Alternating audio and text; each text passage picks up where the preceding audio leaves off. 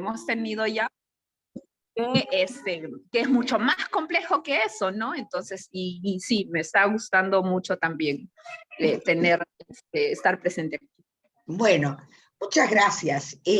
Era, como dijo Monse, romper el hielo, ¿no? Empezar a conversar desde alguien que nos cuenta, bueno, yo sí, porque estaba haciendo una maestría en género y desarrollo, o sea, está bastante informada, ha leído, etcétera, y desde otra colega que nos dice, yo tenía otra idea y ahora estoy viendo que es bastante distinto.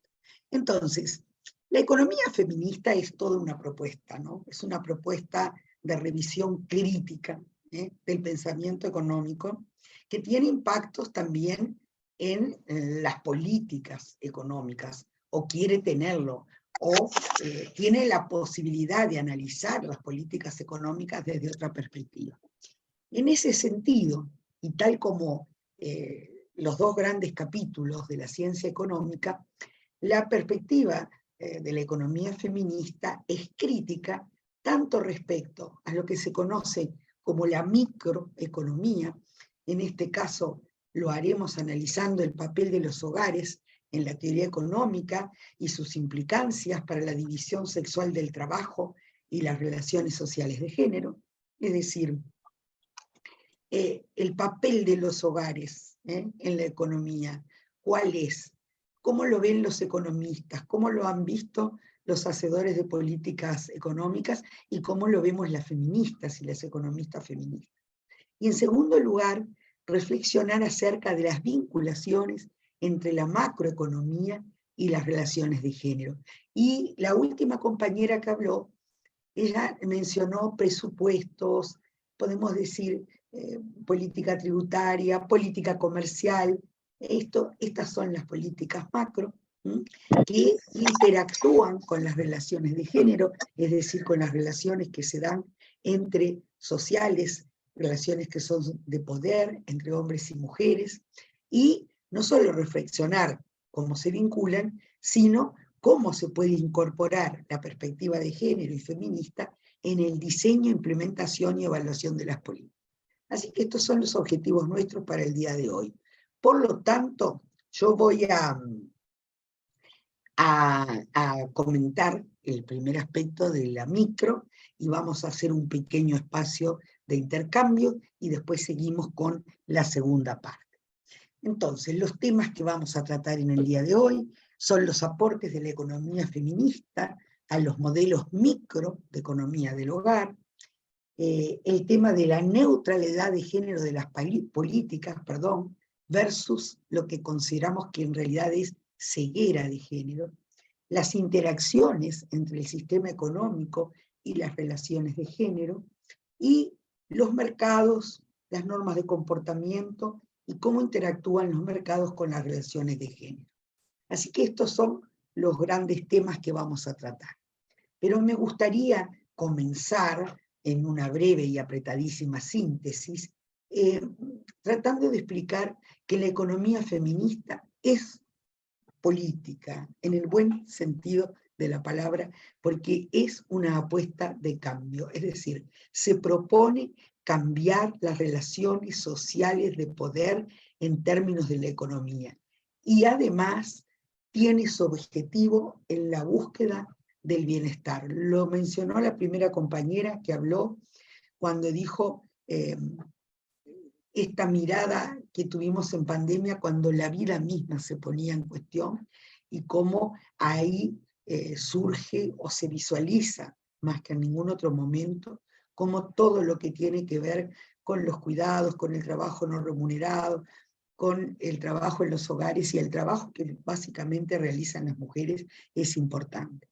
Entonces, en un gran, súper grueso delineamiento, yo les diría que la economía feminista se mira, ¿no? La provisión de elementos materiales e inmateriales, es decir, todo lo que se provee en el hogar, cuando limpio algo, cuando cuido al niño, cuando cuido al enfermo, cuando cuido al adulto, las relaciones afectivas que se dan en esa interacción, También la producción de bienes y servicios que se hacen con base en el trabajo remunerado en el mercado, pero todo eso ¿para qué? Bueno, para poder sostener, apoyar y favorecer las libertades, la capacidad de decisión, la capacidad de elección y la igualdad de oportunidades entre las personas. Entonces esto como una pincelada muy gruesa, ¿no? Y por eso, en tanto economista, docente, investigadora, bueno, yo hice mías estas palabras que en realidad pertenecen a Cristina Carrasco, una economista chilena que desarrolló su carrera en Barcelona, respecto a que es necesario convertir la supervivencia humana en el centro de la investigación económica, jerarquizando ciertos servicios inmateriales, como el cuidado de las personas, la salud y la educación, tan importantes como la alimentación y la vivienda. Es decir, aquellos aspectos que requieren básicamente de bienes, pero también de ciertos tipos de servicios. Entonces, ¿por qué apuesta política? Porque pretende transformar la realidad, porque pretende eliminar o aportar a la eliminación de las desigualdades sociales y de género. Para eso, cuestiona, como vamos a ver, aspectos centrales de los enfoques, incorpora a las mujeres y sus experiencias dentro de las fronteras de los intereses de los economistas y de la economía. Es decir, visibiliza a las mujeres y visibiliza el trabajo que las mujeres realizan, aun cuando sea un trabajo que no es remunerado y que por lo tanto no pasa por el mercado. Entonces nos incorpora a la discusión, al conocimiento. Considera las disparidades o asimetrías o diferencias de poder entre hombres y mujeres, que son diferencias que las podemos ver en muchas dimensiones, pero que se refieren en el fondo a las libertades que gozamos los individuos en las diferentes sociedades. Y no podemos gozar las mismas libertades quienes no tenemos los mismos derechos y el mismo acceso a la satisfacción de nuestras necesidades. Recupera actividades invisibilizadas históricamente realizadas por las mujeres y por lo tanto nos da el rol que efectivamente tenemos en la vida como agentes económicos. Es decir, no el famoso no trabaja porque es ama de casa o dueña de casa. No, trabaja y produce bienes y servicios que tienen valor económico, aunque no tengan precio. Incorpora las relaciones de género como relaciones sociales de poder. Con esto quiero decir, dentro de la economía, por supuesto que hay corrientes como el marxismo, que incorpora las relaciones sociales de poder, pero lo hace entre clases sociales, entre capitalistas y trabajadores y trabajadores. Pero nosotras incorporamos las relaciones de género también como relaciones sociales de poder. Y además hemos venido trabajando sobre un concepto, un conjunto de ideas, de conceptos y de temáticas que tienen que ver con el trabajo y el empleo, el uso del tiempo, los cuidados, la pobreza, las políticas macroeconómicas, el bienestar, el desarrollo, etc. Dicho todo esto, pasamos a el nivel micro de análisis.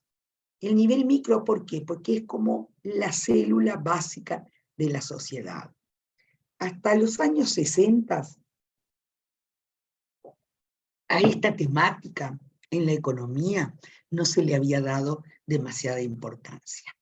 Pero a partir de cierto momento, a fines de los 60, principios de los 70, se empieza a pensar en qué pasa adentro de los hogares, ¿no? ¿Qué relación hay entre lo que ocurre en los hogares y lo que ocurre en el mercado y en la economía? ¿En qué sentido?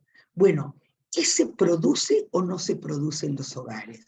¿Por qué unos miembros de los hogares producen ciertos bienes y servicios y otros otros? ¿Por qué algunos se dedican a trabajar para el mercado y otros no? Entonces, va a haber un economista muy importante, que ha sido premio Nobel, que trató de explicar el trabajo dentro de la familia desde el punto de vista económico y cómo la familia decide, determina la participación de hombres y mujeres en el mercado de trabajo. Es importante señalar que los estudios de Becker y de otros autores que hacen parte de lo que se conoció como la nueva economía de la familia, indaga sobre el funcionamiento y concluye o termina justificando la división sexual que existe en el presente. ¿Qué es entonces, desde el punto de vista económico, la unidad familiar? ¿Qué procura? ¿Cuál es su objetivo? Obtener la mayor utilidad posible mediante una combinación de bienes y servicios. Combinar bienes y servicios quiere decir algo tan sencillo como yo combino determinados vegetales para dar mi servicio de cocina en mi hogar, ¿sí? Los bienes y servicios son producidos a través de la combinación entre el tiempo asignado al espacio doméstico y comprados en el mercado. ¿Esto qué quiere decir? Yo necesito en estas sociedades recursos económicos, monetarios, para ir al mercado y comprar el arroz, las papas, los huevos, ¿verdad? En general, a menos que esté en un sector donde eso lo tenga a la mano. Necesito recursos monetarios. Alguien tiene que realizar una actividad por la cual reciba ingresos monetarios para poder comprar esos bienes. Pero después hay servicios, como dije, cocinar, limpiar, lavar, cuidar, que se realizan dentro de la propia casa y que, combinándose con los bienes comprados en el mercado, generan una nueva producción. Ahora, la gran pregunta, ¿no?, que se hace la nueva economía de la familia y que la contesta de una manera que me gustaría que ustedes vayan pensando si comparten, si no comparten, cuáles serían sus argumentos para responder las preguntas. Dice, ¿cómo distribuye la familia el tiempo de trabajo entre el hogar y el mercado? El hogar, trabajo no remunerado. El mercado, empleo, trabajo remunerado. Pero lo tiene que distribuir de una manera eficiente. ¿Para qué tiene que ser eficiente? Para que todos los miembros de la familia satisfagan de la mejor manera sus necesidades.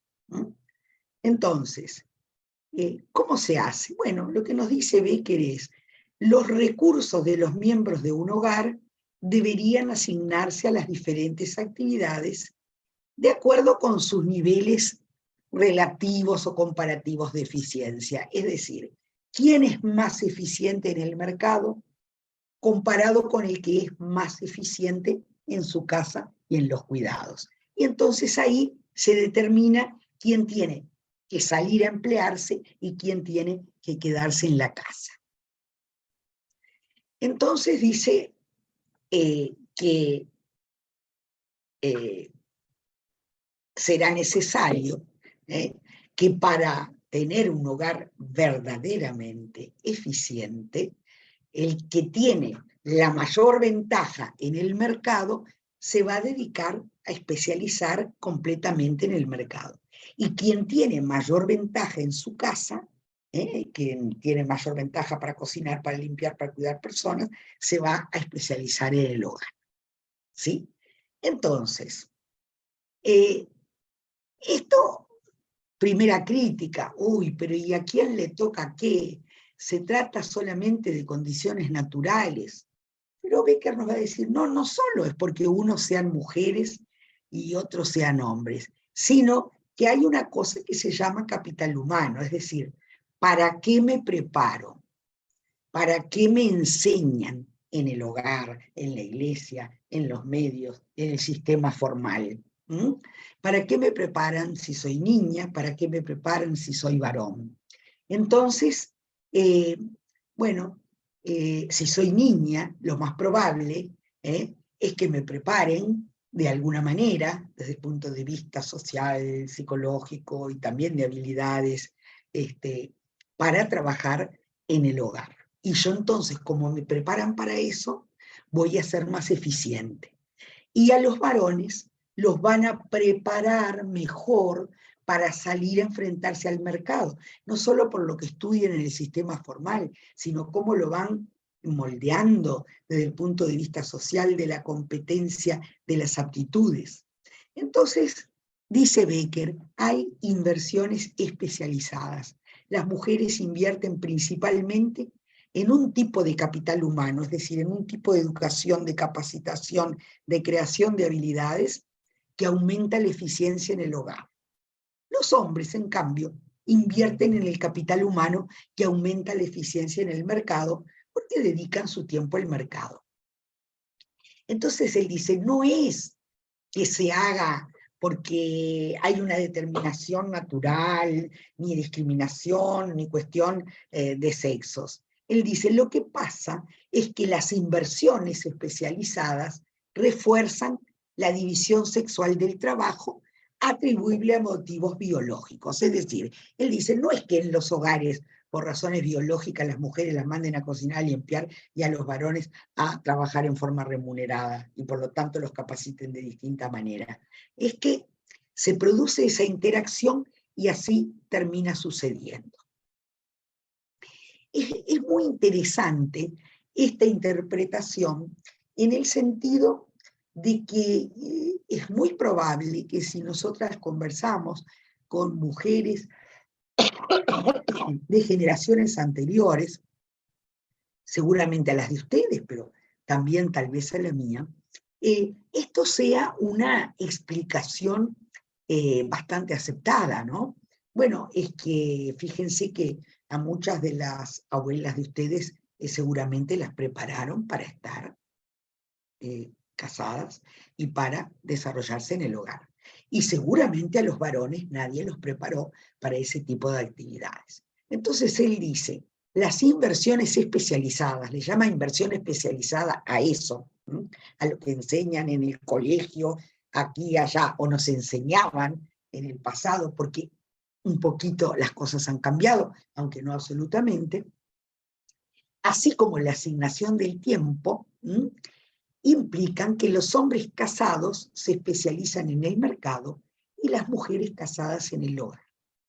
Por consiguiente, el salario de mercado de los hombres casados será superior al de las mujeres casadas, debido en parte a que las mujeres asignan más tiempo al hogar e invierten más en capital humano doméstico. Es decir, aquí está una argumentación que justifica las desigualdades salariales en el mercado de trabajo. Es decir, si al varón lo han preparado para que gane más y ha de ser el proveedor y el sostén de la familia, es el que va a tener que ganar mejor. Las mujeres, en cambio, nos hemos preparado o se han preparado para en términos de capital humano doméstico. Ahora, fíjense que es interesante la argumentación y la justificación, puesto que él dice, ante el planteo, bueno, pero eso hace que las mujeres siempre estemos en una situación de dependencia, en una situación menos favorable. Dice, las mujeres se especializan a cambio de contratos de larga duración. ¿Cuáles son esos contratos de larga duración? ¿Cuáles eran el matrimonio? Un contrato a largo plazo, bien sea oral, escrito o regido por la costumbre, para producir hijos, alimentos y otras mercancías en un hogar común. Esta es la perspectiva de la unidad familiar como unidad económica en nuestras sociedades. Como ustedes ven, todos estos argumentos se han ido levantando con el tiempo la realidad los ha ido levantando, ¿verdad? Porque los contratos matrimoniales son cada vez más breves, por la vía de la vida misma, porque la capacitación de las mujeres también, aunque muy poco, ha tendido a irse modificando. Entonces, en conclusión, lo que nos dice Becker es, hay diferencias intrínsecas entre los sexos, ¿no? Las mujeres controlan el proceso reproductivo a partir de la concepción. Entonces hay complementariedad entre procreación y crianza. Pensémoslo. La procreación tenemos un rol muy específico, es verdad. Luego en la crianza, a ver qué argumentos tenemos. Los hombres tienen una ventaja relativa en la producción del mercado, las mujeres en el hogar. Entonces, fíjense que no solo se analiza así la unidad familiar, se legitima la división sexual del trabajo en esta sociedad, sino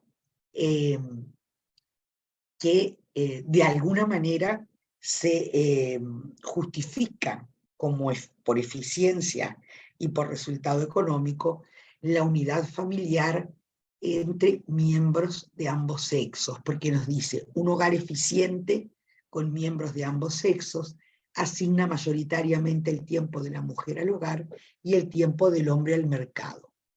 Los hogares compuestos por hombres o solo por mujeres son menos eficientes, debido a que no pueden beneficiarse de la ventaja comparativa. Entonces, fíjense cómo se va creando toda una argumentación de análisis, justificación y legitimación del statu quo, ¿no? Entonces, lo que dice es, las inversiones en hijos con orientaciones normales refuerzan de esta forma su constitución biológica. Es decir, uno espera, una familia espera que si nació una niña, sexo femenino, bueno, responda de tal o cual manera en el futuro, y si es varón, responda de tal otra manera. Y como no sabemos qué les va a gustar más al varón o a la mujer, entonces él dice, bueno, lo que hay es de acuerdo a lo que vemos cuando nacen los hijos, bueno, se les va a preparar. Nació mujer con órganos genitales femeninos, nació varón con órganos genitales masculinos, se le va a capacitar en ese sentido. Es decir, refuerza la concepción de la familia burguesa nuclear como universal, cuando, y sobre todo en América Latina, nosotros tenemos absolutamente claro que esa familia nuclear, el papá, la mamá y los hijitos, no es ni siquiera en muchas de nuestras realidades la que predomina. Pero la justifica diciendo, es lo más racional y es lo más eficiente. Y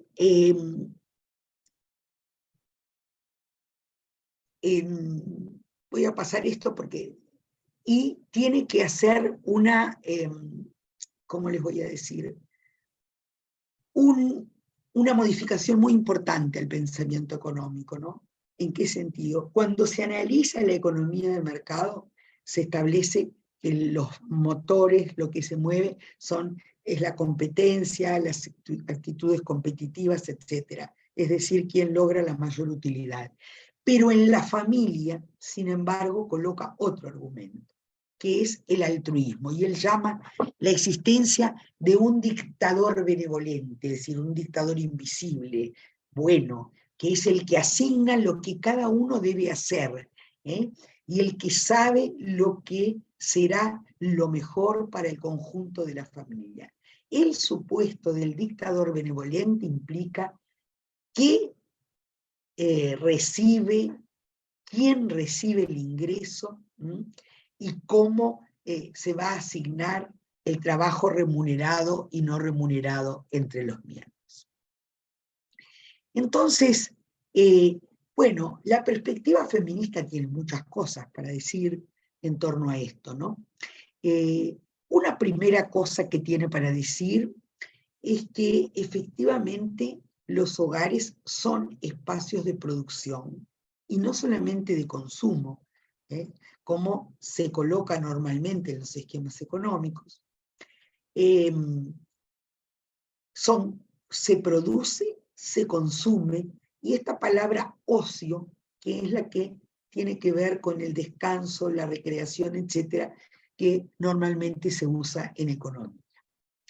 En segundo lugar, desde la economía feminista decimos, esa producción dentro del hogar es de las mismas características que la que se realiza en el mercado, solo que no se hace con base en trabajo remunerado. La tercera cuestión es que hay una interdependencia entre el trabajo mercantil y no mercantil para la satisfacción de las necesidades humanas. Es decir, en nuestras sociedades ni es suficiente lo que ingresa por el lado del mercado, ni es suficiente lo que solo podemos resolver al interior de nuestros hogares. Incorpora el tiempo como factor de análisis, ya que al ser un recurso limitado, es decir, todos los humanos tenemos un cierto tiempo para realizar nuestras actividades, etc., obliga a los miembros de la familia a distribuirlo entre las actividades mercantiles, remuneradas, no mercantiles, y también de ocio, de descanso y de recreación. Estas son cuestiones lo suficientemente importantes y yo estoy segura que en la medida en que yo iba conversando, a ustedes se les iban ocurriendo respuestas y también preguntas seguramente sobre esto. Es decir,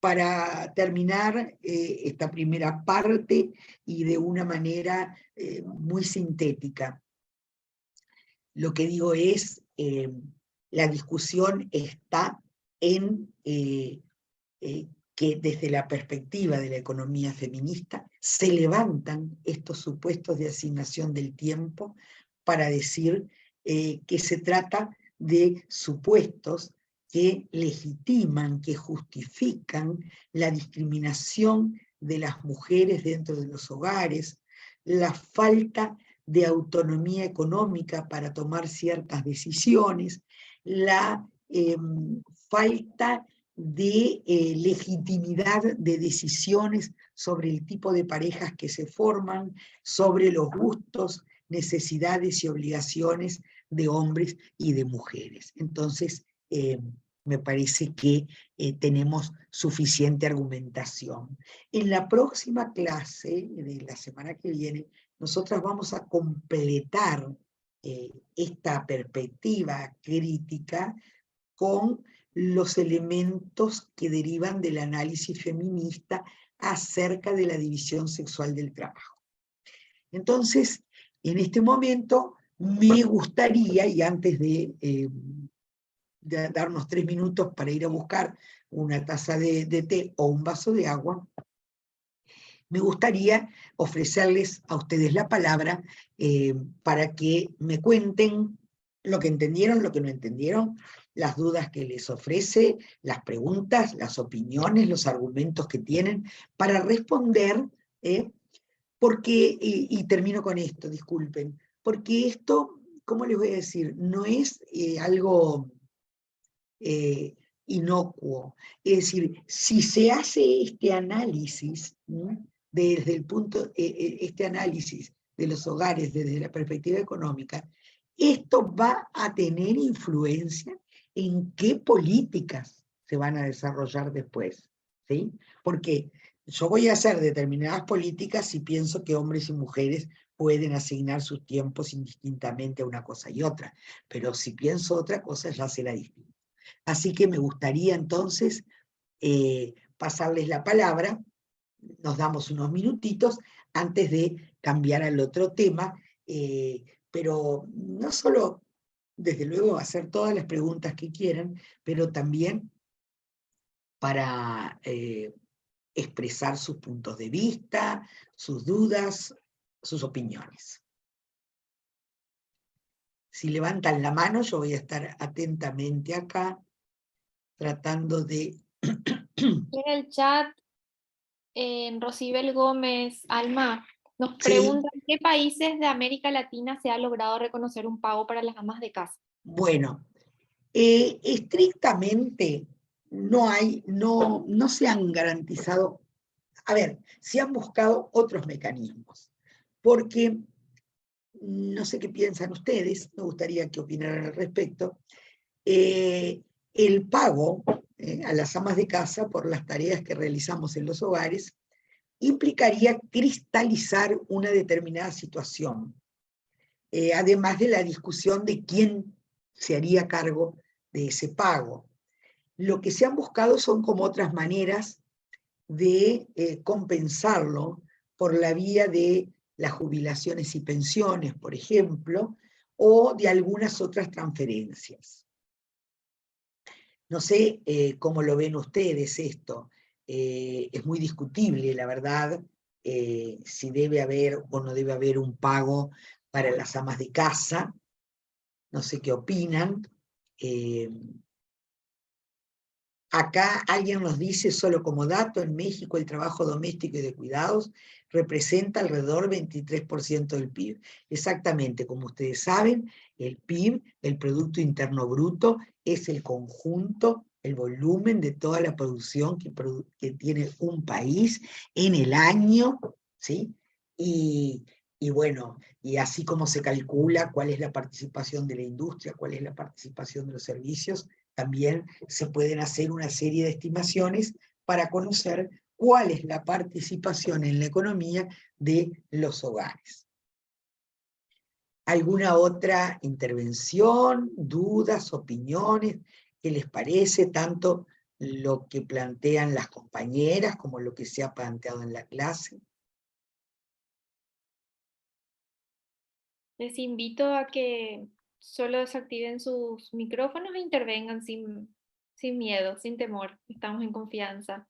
Y como dijo Alma, Estamos nada es incorrecto, ¿eh? Exactamente. A ver, alguien aquí dice, las encuestas del uso del tiempo son un punto de partida para determinar la contribución económica de las mujeres a la economía.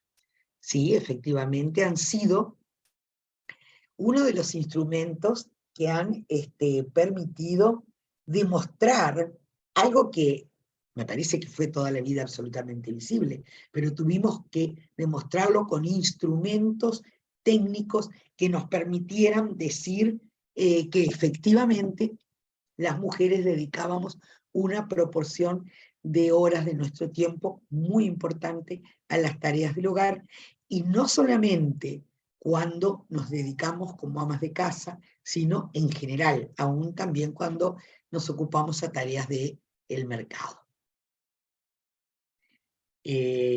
No sé si ustedes tienen alguna opinión, algún comentario sobre la asignación de los tiempos. Hola, ¿me escuchan? Sí, Sí, perfecto. En algún momento mencionabas respecto al hecho de que podría replantearse y repensarse el hecho de cuál de las personas en el hogar podría ver que tendría más aptitudes para desarrollar actividades productivas fuera de casa y quién podría desarrollarlas fuera. No solamente la mujer, sino pudiendo ser el varón o la mujer, como una propuesta nueva, ¿no? Entonces yo me ponía a pensar si de pronto claro, podría haber que cualquiera de los dos podría asumir el rol productivo, uno fuera y otro dentro del hogar, no necesariamente el varón y mujer como ahora. Pero ¿qué sucede si ninguno de los dos quiere especializarse en el tema del hogar? Pero a pesar de ello deciden tener una familia y hijos y todo, y de pronto yo me ponía a pensar yo como mujer, ¿no? ¿Qué pasa si en algún momento yo decidiera tener una familia, pero no quisiera dedicarme exclusivamente solamente al cuidado, sino también al trabajo? Y que me parecería adecuado, ¿no? Que de repente el cuidado sea compartido, ¿no? Entonces, me quedé con esa duda al momento que planteabas esto, si esa propuesta de pronto tenía más opciones, más alternativas, cómo es que surgía esta propuesta y qué otras variantes se podrían ver, ¿no? Porque realmente si vemos quién está más preparado para dedicarse a la labor productiva dentro del hogar y quién fuera, sea varón o mujer, finalmente igual te termina encasillando a elegir uno de ambos. ¿Qué pasa si no quieres especializarte solo en uno, sino ambas cosas, ¿no?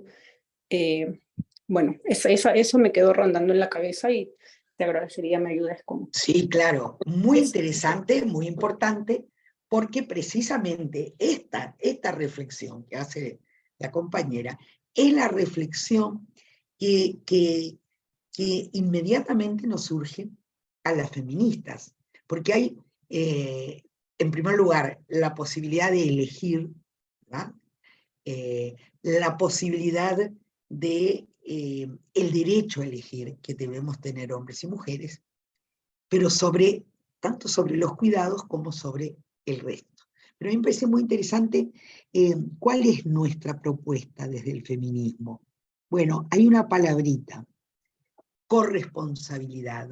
Y la corresponsabilidad es un poco esto. Ninguno, ni el varón ni la mujer, tienen por qué dedicarse enteramente a algo si no están conformes y contentos con eso, sino que son corresponsables. La corresponsabilidad supone trabajar conjuntamente en todas aquellas actividades necesarias para alcanzar el bienestar.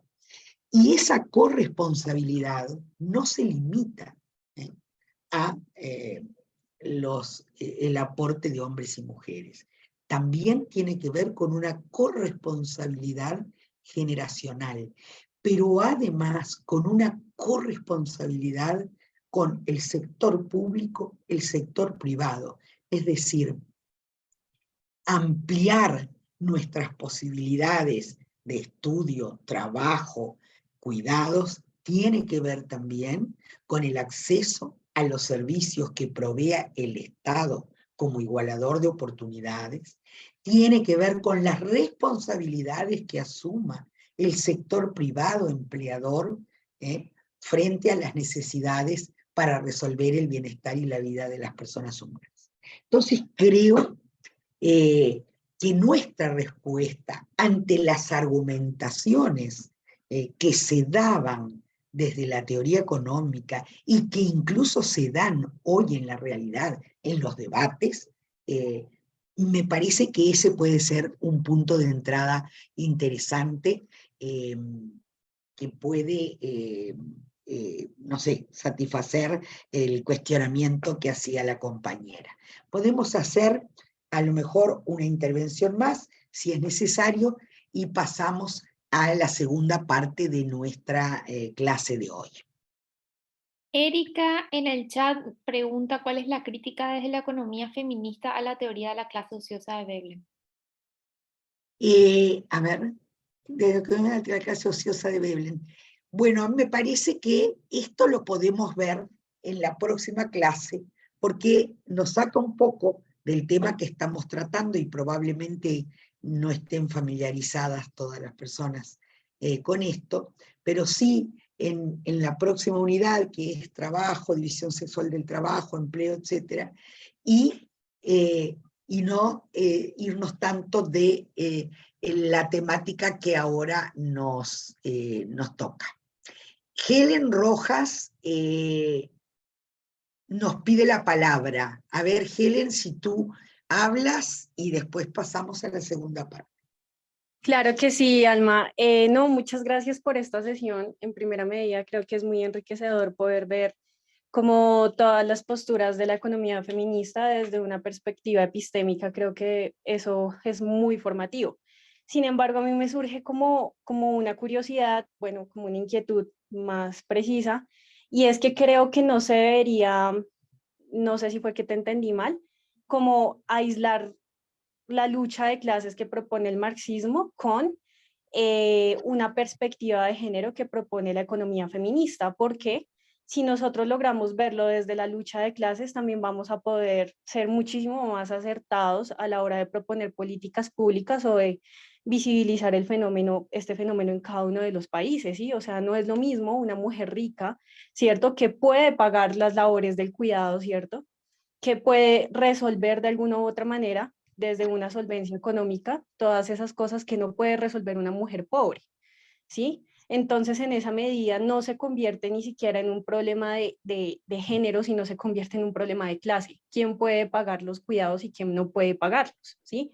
Entonces, creo que sería interesante ver cómo a lo largo de estas discusiones se logra mezclar la lucha de clases con una perspectiva de género que logre también como visibilizar ciertos problemas que no solo afectan a las mujeres, ¿sí? O sea, porque es que esto es un problema sistémico que afecta a toda la población. ¿Y por qué lo digo? Por ejemplo, acá en Colombia se ha implementado el sistema distrital de cuidado. Entonces, el sistema distrital también fue pensado desde una perspectiva en la ciudad de Bogotá para que se atendiera a las localidades más necesitadas. O sea, fíjate que ahí ni siquiera empezaron abordando las localidades que mejor solvencia tenían, sino empezaron por las localidades que más necesidades tenían, las mujeres en mayor condición de pobreza, ¿sí? Entonces, yo sí creo que debería verse desde esa perspectiva para que cada vez sea como más pertinente la implementación de la política pública. Y ya para cerrar, creo que no se puede reducir solo la discusión del cuidado a la esfera de lo privado. Sí, o sea, como básicamente la economía feminista también busca reivindicar el papel productivo de la mujer dentro de la sociedad, que no solo está enmarcado dentro del mercado, como lo decías tú, sino lo que sucede dentro de la esfera del hogar. Y creo que pagarle, eso es toda una discusión, ¿no? Eso fue incluso la discusión que hubo en el encuentro regional de la CEPAL, porque pues digamos que también si se le paga a las mujeres por estar dentro del hogar, de alguna u otra manera se termina replicando lo que hemos hablado de dejarlas dentro de la esfera de lo privado, ¿no? Y asumir que entonces este es un buen trabajo para las mujeres, ¿no? Pero también habría que mirar cómo, porque es que esto también es en lo que se fundamenta el esclavismo del siglo XXI, yo lo digo de esta manera, ¿cierto? Entonces dicen, ¿cómo no? Las mujeres tienen que cuidar, entonces por eso acceden mayoritariamente a trabajos precarizados. ¿Sí? Entonces, y ahí se justifica que las mujeres ganan menos. Y yo creería que no, o sea, creo que es una manera también de reivindicar el papel de las mujeres en la sociedad, más allá de buscar esa cuestión del quiero decir, como la igualdad, o sea, como por encima de todo. ¿Sí? Yo, por ejemplo, creo que en la labor de las mujeres como maestras es muy valiosa, ¿sí? O sea, y más allá de que solo la puedan desarrollar mujeres o solo la puedan desarrollar hombres, tenemos un problema en las sociedades que está muy mal precarizada, al menos en Colombia. ¿Sí? Entonces es como también se le da el papel o el lugar que tiene el cuidado dentro de las sociedades que terminan sosteniendo la vida, pero que también tiene que buscarse una manera que el Estado responda, ¿cierto? Entonces, si funciona bien un sistema de salud, si funciona bien el sistema educativo, si funciona bien lo que tiene que funcionar el Estado, las mujeres no tienen que colocarse una sobrecarga de estas labores en los hombros, ¿sí? Entonces, ¿por qué no lo que no atiende el Estado y lo que no atiende el sector privado lo terminan resolviendo las mujeres? Entonces, creo que mi aporte va a eso. Perdón si me extendí. Gracias, Alma. Gracias, Helen. Bueno, sí, respecto a toda esta última parte que señalabas, creo que ahí por ahí es donde entra el concepto de corresponsabilidad. Estado, dije, como igualador de oportunidades. Sector privado, porque si van por el lucro, entonces también.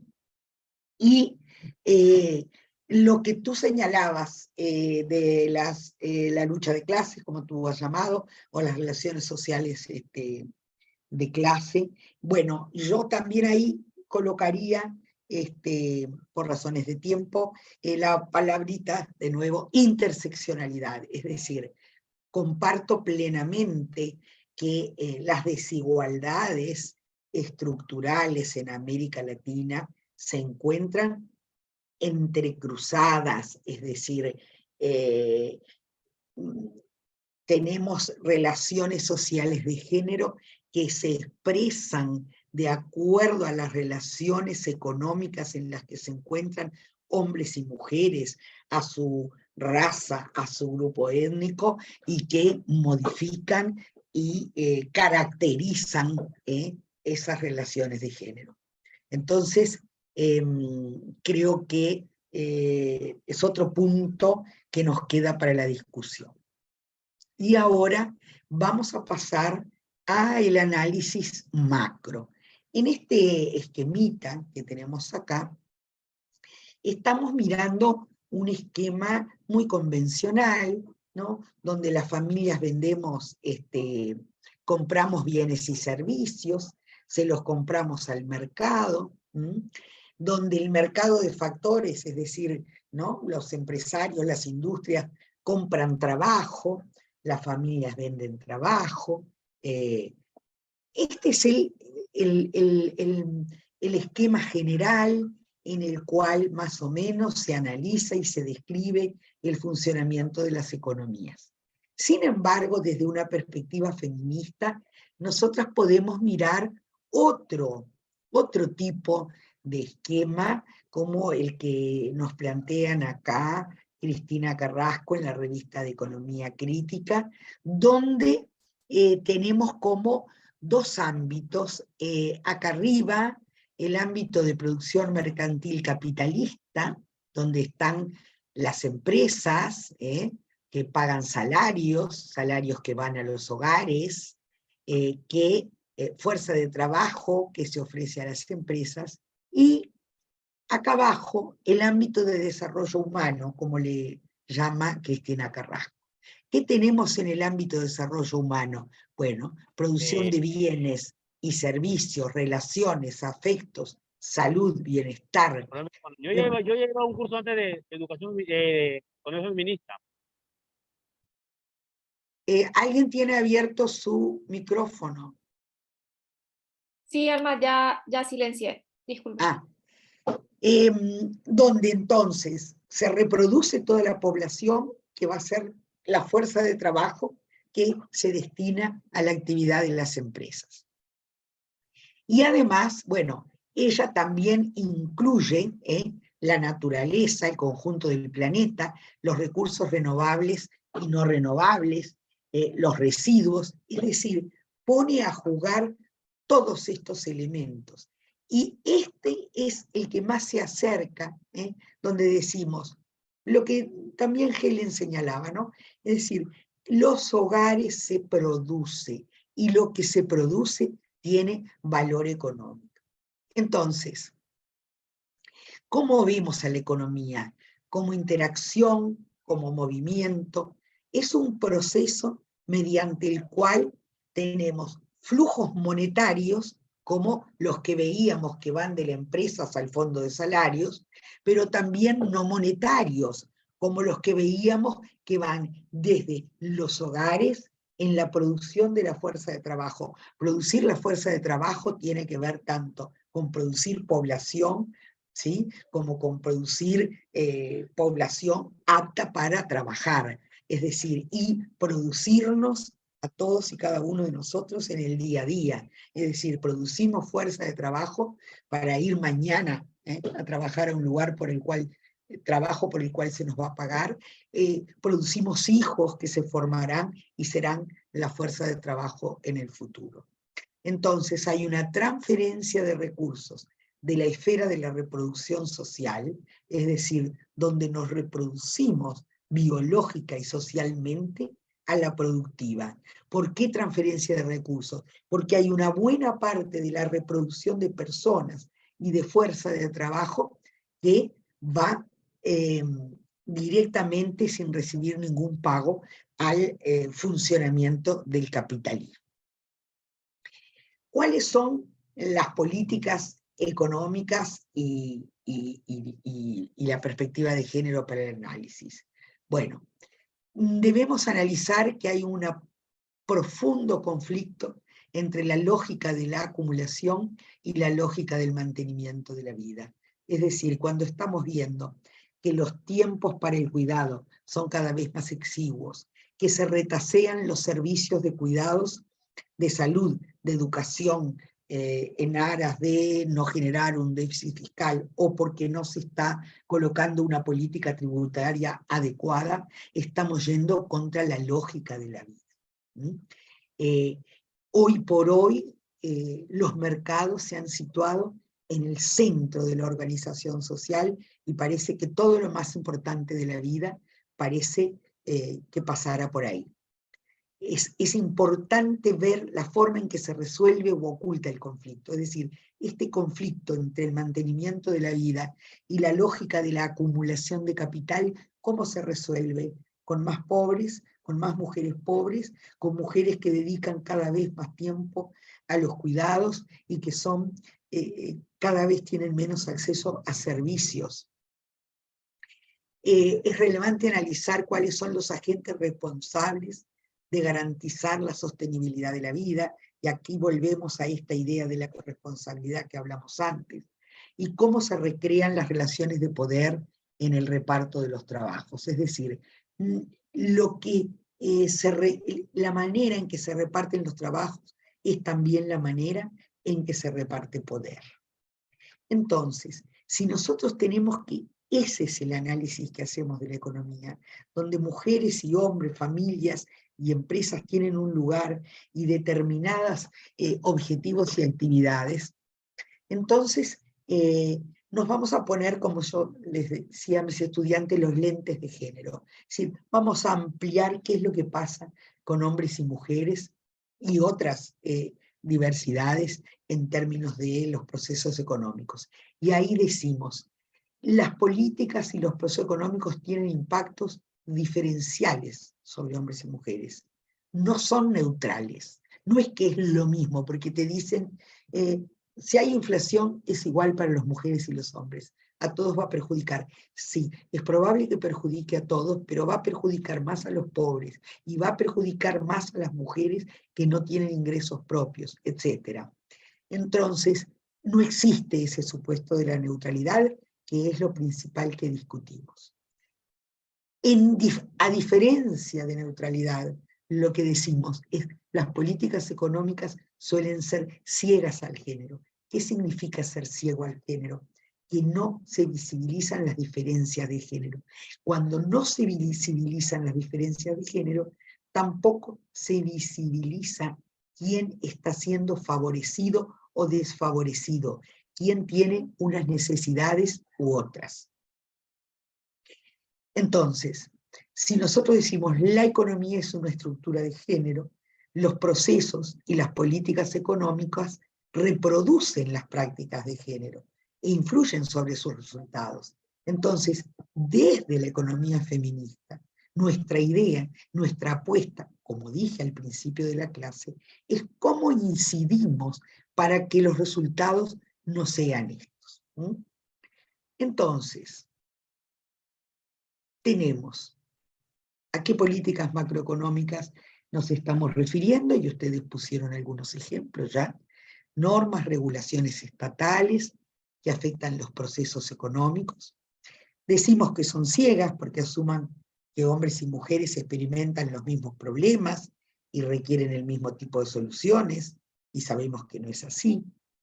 Se desconoce su contenido social, por eso siempre las políticas sociales vienen a emparchar, a compensar los desastres que dejan ciertas políticas macroeconómicas, como si fueran cosas diferentes.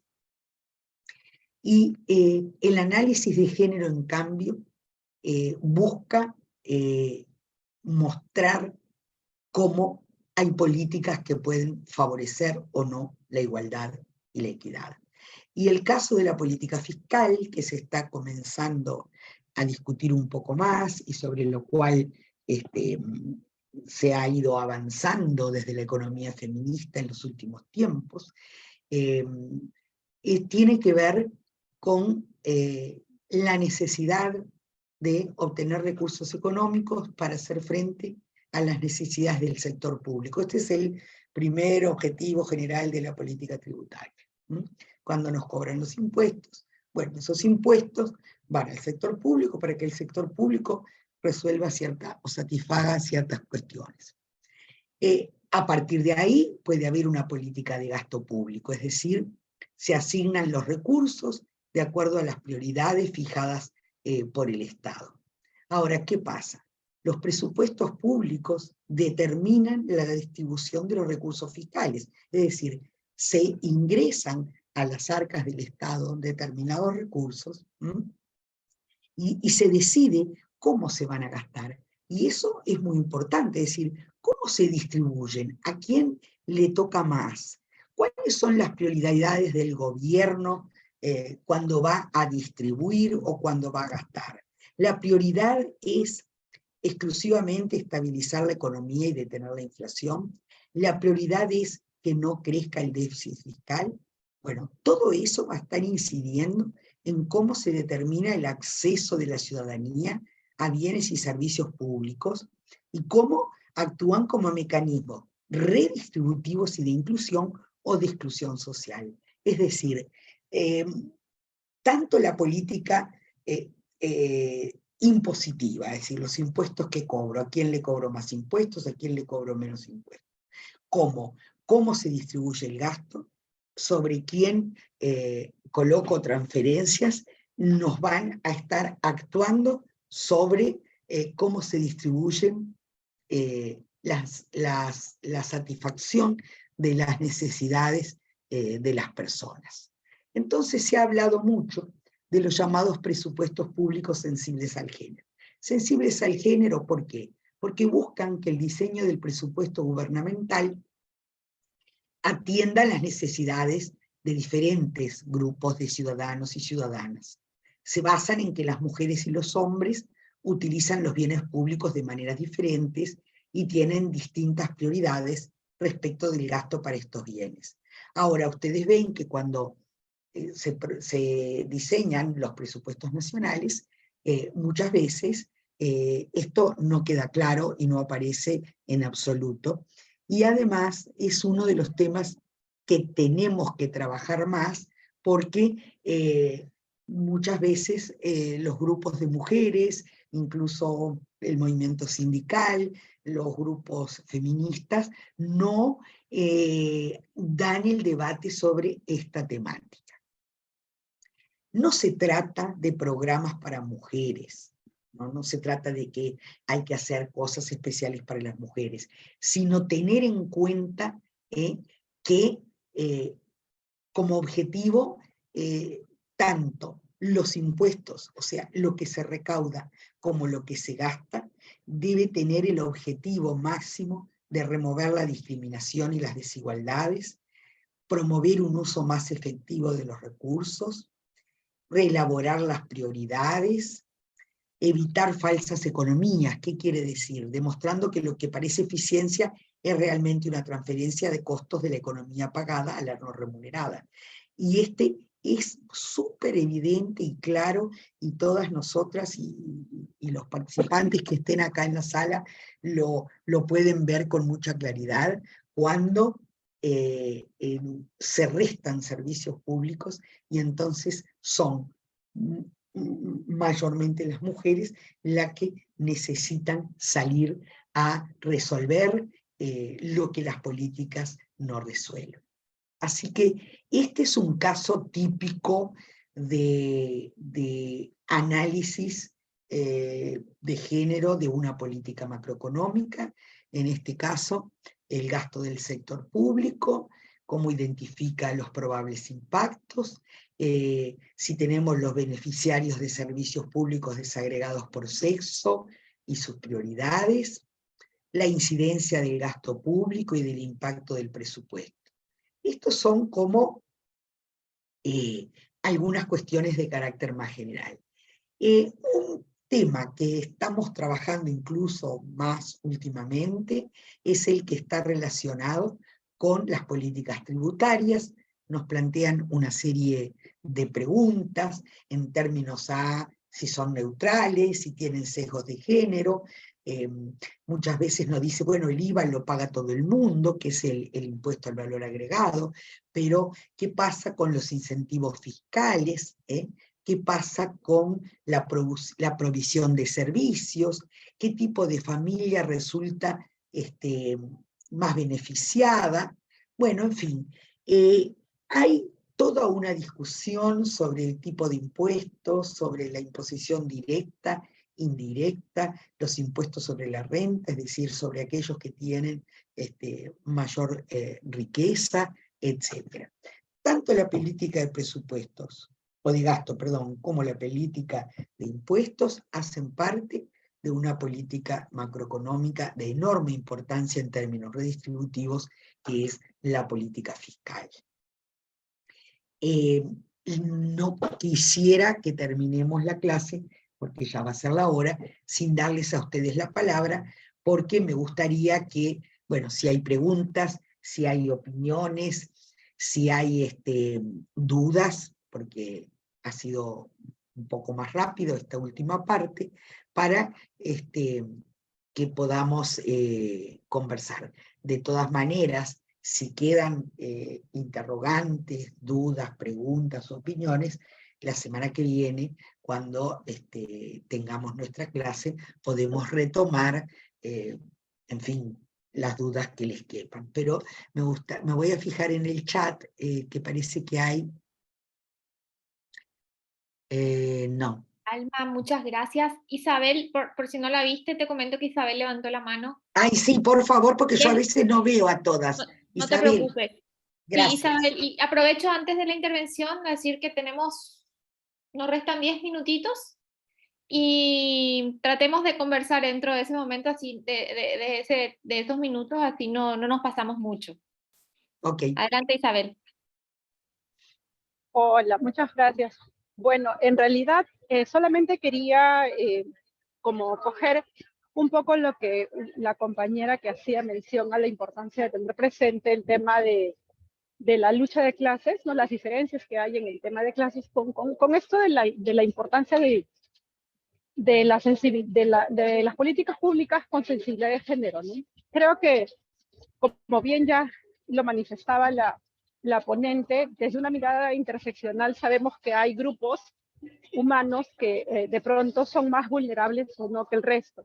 Pero una cosa que nunca se debe perder, ¿no?, a mi parecer, es la sensibilidad al enfoque de género, puesto que he tenido la oportunidad de trabajar con mujeres de zona rural, de zona indígena, ¿no?, donde muchas veces ellas, por las diferentes situaciones, por ejemplo, de violencias que pueden vivir, como en diferentes contextos, ya sea urbanos, perurbanos, cuando he trabajado temas de violencia con ellas, muchas veces una de las cosas que las limita mucho a salir de estos espacios es el hecho de no poder tener un sustento económico.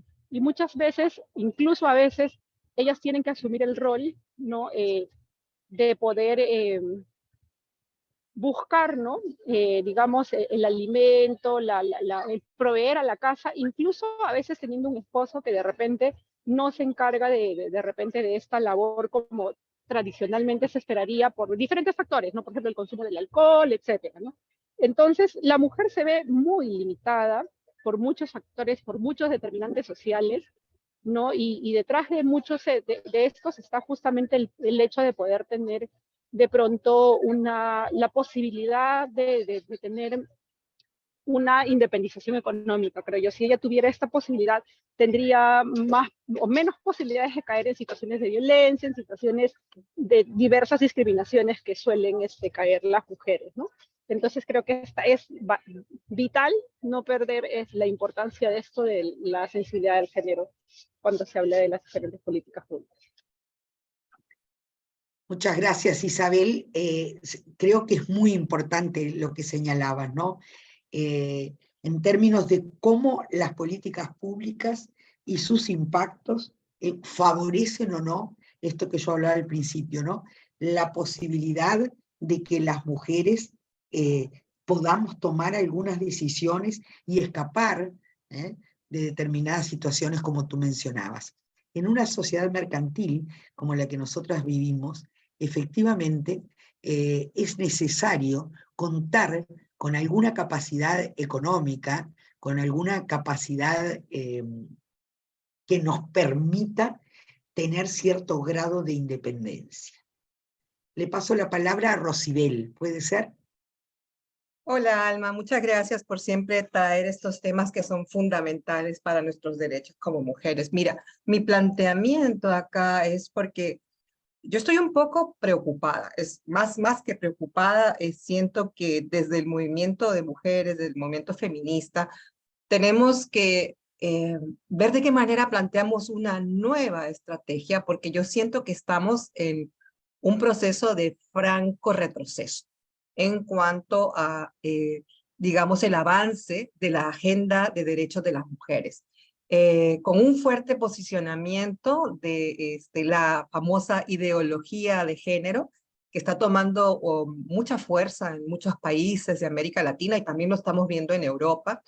Y de repente siento que, bueno, o sea, cuando pienso en todos estos elementos valiosos que nos aporta la economía feminista para poder realmente posicionar las necesidades e intereses de las mujeres, me preocupa muchísimo que estas discusiones que son tan ricas estén perdiendo vigencia frente a este posicionamiento de la ideología de género que inclusive está presente en algunos gobiernos. Yo estoy realmente asustada de ver los retrocesos que estamos teniendo en muchos sentidos, con respecto, por ejemplo, a presupuestos sensibles a género, que con solo mencionar la palabra de género, hay como un rechazo, ¿no? Entonces, pensando, y no sé, lo dejo tal vez para otro momento, cómo desde el movimiento Mujeres y las organizaciones feministas podemos plantear nuevamente una estrategia que rescate la agenda de derechos de las mujeres. Eso quería dejar ahí planteado.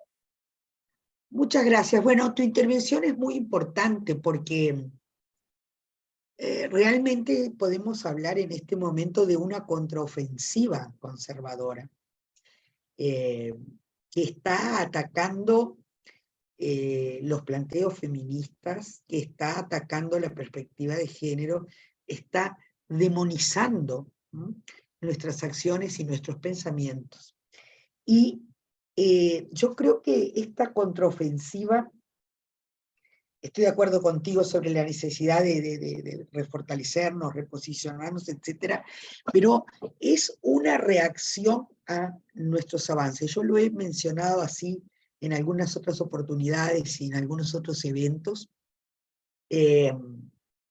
señalando que las feministas hemos venido desordenando el tablero de la economía.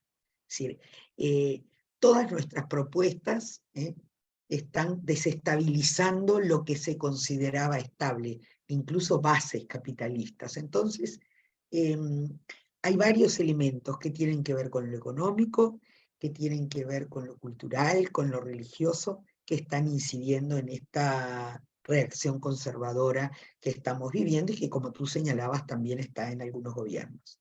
Me parece que este tipo de esfuerzo como el que estamos realizando acá es un puntapié muy importante para poder decir que nos reposicionamos, y estas cosas pasan, ¿no? En la historia hay como movimientos en este sentido, pero al mismo tiempo me gustaría señalar que existe un semillero de jóvenes feministas que están, por ejemplo, en el caso de Uruguay, en el caso de Argentina y en otros países de la región, que tienen una impronta crítica muy importante, y es una impronta crítica capaz de relacionar las violencias físicas, psicológicas y económicas, y capaz de relacionar los temas de la economía con lo de los derechos y la vida de hombres y mujeres. Así que, no sé, me parece que por ahí tenemos posibilidades de crecer en esto, y tenemos, yo ahora, miren, estoy haciendo, precisamente he venido trabajando en un artículo, hoy mismo en la tarde estaba en eso, en un artículo relacionado con lo que fueron los gobiernos progresistas de principios de este siglo, y lo que podrían llegar en términos de igualdad de género, y a dónde podrán avanzar los ahora María Rosa, que le dicen, o gobiernos progresistas o más de izquierda. Bueno, hay que hacer toda una reflexión en este sentido, ¿no? Es decir, cuánto avanzamos, pero al mismo tiempo cuánto se produce una contraofensiva, que uno puede decir, bueno, es porque sí, porque avanzamos, que también ellos pretenden avanzar, ¿no? Pero me parece muy relevante el planteo. Así que bueno, yo dejaría por acá, Monse, no sé. Sí, Alma. Solo te leo otros comentarios que nos dejaron en Sí, el chat. Roberto dice que él cree que los gobiernos están totalmente ausentes en los temas de género y ambiente en América Latina, imagino.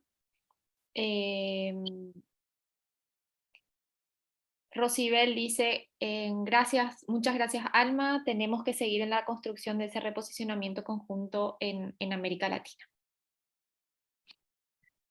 bueno, la verdad es que ha sido un placer la clase de hoy, unas intervenciones muy interesantes, estamos en mucha sintonía, y bueno, lo que les quede pendiente, ya saben, la próxima semana, encantadas, volvemos a trabajar.